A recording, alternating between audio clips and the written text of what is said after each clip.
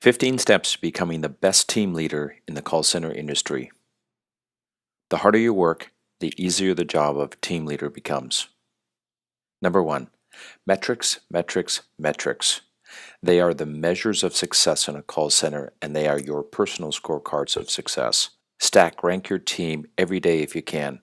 Produce run charts on key metrics. Every day, display them and talk to them.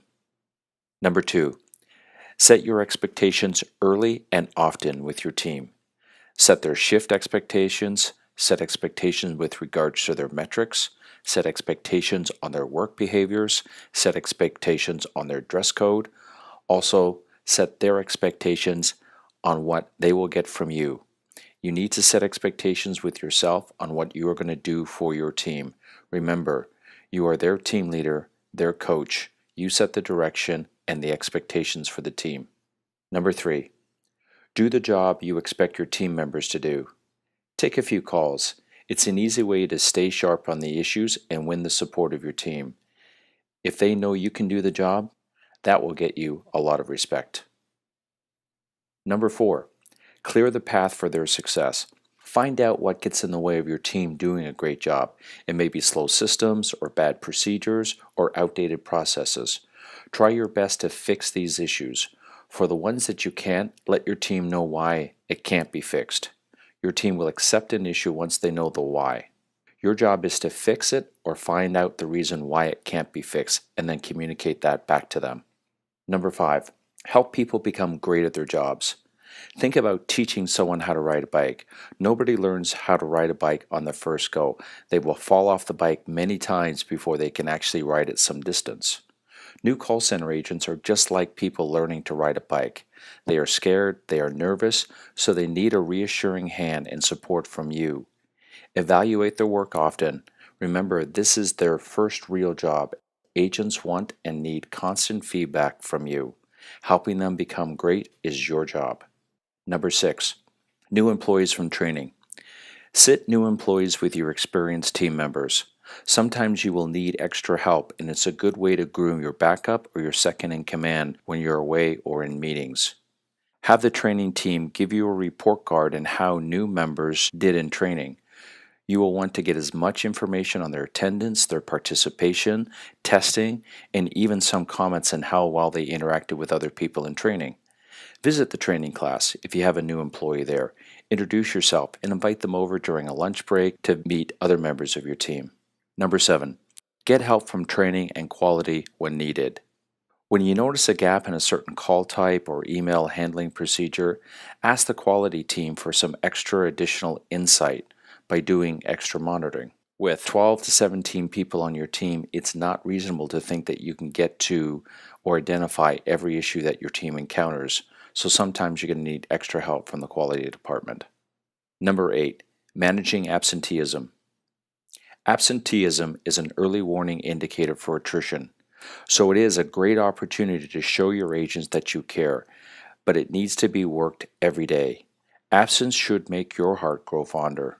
Your staff will either be genuinely sick or they'll genuinely don't care. That is why they are not coming to work.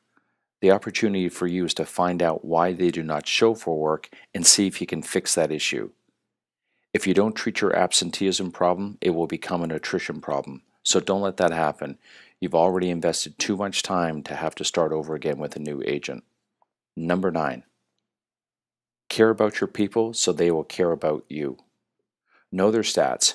Know their names of their boyfriends or girlfriends, husbands, wives, or partners. Know their pets' names. Know their hobbies. Remember their birthday. Remember when it's their 30, 60, 90, or 180th day at work, and celebrate that as an anniversary. Put this information into your smartphone or your tablet for easy access and updating. You will be amazed at the positive reaction you get when your people know that you care enough about them to remember a special date or a special someone. Number 10, recognize good effort often. A pat on the back or a handwritten thank you note or maybe a little certificate often means more to an agent than money. Fact is, you will see agents post their rewards or their certificates around their cubicle. Come to think of it, I've never seen an agent post their pay stub. Make up your own rewards. You don't need anyone's permission to thank your team. Try the Best Call of the Week award, or how about Schedule Adherence Queen for the lady who works her schedule as required, or try the Swiss Watch Award for someone who is always on time.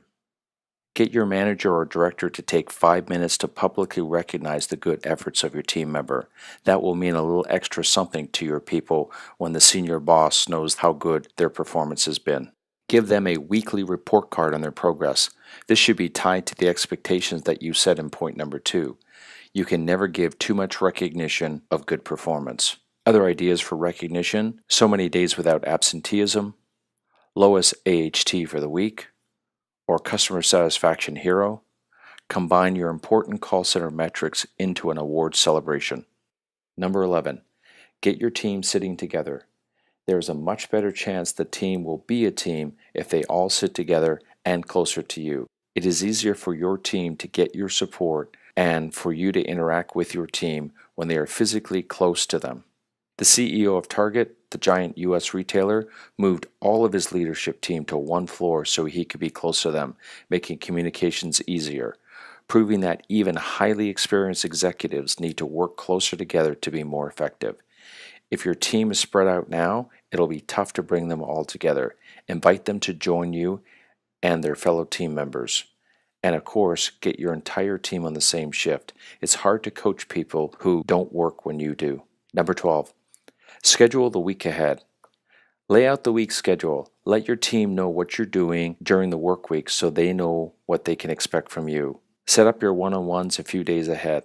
Let your team know when you will be in meetings and when you are doing coaching. Your team relies on you, so make sure they know when they can call on you. Remind your team of their individual schedules, start times, end times, breaks, and lunches. This is a great time to check in advance if anyone is planning on being away. Number 13, do pre-shift huddles. Once a team shift starts, it's pretty much impossible to get your team together to talk about the day's goals. Set 5 or 10 minutes aside at the start of each day can be a great time to get everyone up to speed and up to date on the latest process changes. Number 14, what to do when a team member quits.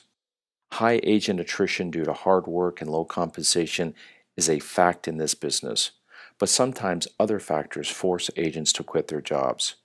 Use the opportunity when someone on your team leaves you to learn what you could have done better in your role. Maybe it's something to do with the recruiting team, or training didn't cover. Maybe they quit because they were scared of the job. Did a schedule change impact their transportation or their family commitments in some way?